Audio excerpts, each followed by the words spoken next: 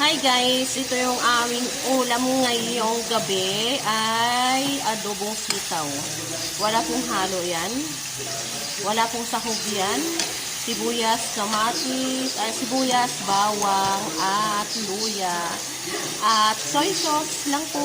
Yan, at kunting sugar. Yan. So, ang sarap na yan, diba? At ito pa. Yan po yung aming ulam ngayon. Yan. So, ito pa, oh. Yan, oh. Napiprito pa ako ng tilapia. Yan. So, mapapasarap. Wala mo ng ageta ngayon. Yan. Kakain tayo ngayon ng kanin. Mga kawilong. Kakain tayo ng gulay ngayon, guys. At kanin, guys. So, okay na to, guys. Yan, diba? Napakasarap ng ating ulam for today's video. Yan. Tara na po, kain na po tayo.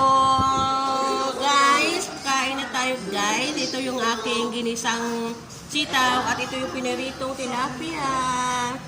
Yan, so kain na po tayo. Kain na tayo, guys. Yan, so thank you, guys. Thank you for watching.